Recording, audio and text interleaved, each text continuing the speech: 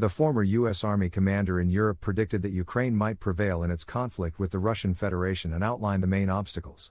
The armed forces of Ukraine may soon launch offensive operations in the southeast and engage in smaller-scale tactical combat with the invaders in Donbas. The recapture of all currently held territory, including Crimea, will be necessary for the Ukrainian Defense Forces to prevail in this conflict. According to Mark Gertling, a former commander of the U.S. Army in Europe, problems for the defenders may include the need to quickly assemble troops as well as military exhaustion. The retired general gave an interview to the Wiener Zeitung and expressed his views. Journalists felt that both Ukraine and Russia were likely preparing significant offensive operations at the moment. They questioned the military official about whether this was a turning point in the conflict and how he anticipated things will play out in the months to come.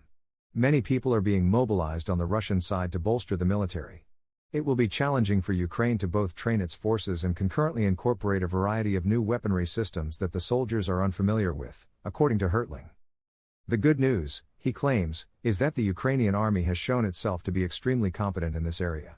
The general is confident that soon there will be its tactical engagements with enemy forces in Donbas and smaller offensive operations in the southeast to retake territory.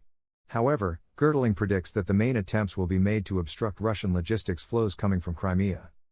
He added that military tiredness would be a significant issue for both sides in the upcoming months. The American Army's retired general observed that although he was fighting, the severe conflicts the Ukrainian soldiers at the front were engaged in today were not required of him. The number of people who have died in Bakhmut as a result of Wagner's troops' relentless assaults is staggering. Even though it is somewhat smaller and different for the Ukrainians, this has a significant impact on both sides. Corpses are actually falling on the front lines as Ukrainian soldiers are compelled to kill virtually continuously. I read a post from a CNN correspondent the day before showing footage of Ukrainian forces returning from a combat mission in Bakhmut. I could see what was known as the 1,000-meter expression on the faces of these individuals. These guys were worn out, they had witnessed and endured much too much, according to the former U.S. Army commander in Europe. He is yet certain that Ukraine can defeat the invader Russian state despite its complexity and new problems. He believes that liberating all of the nation's lands will constitute triumph. Yes, Ukraine can prevail in this conflict.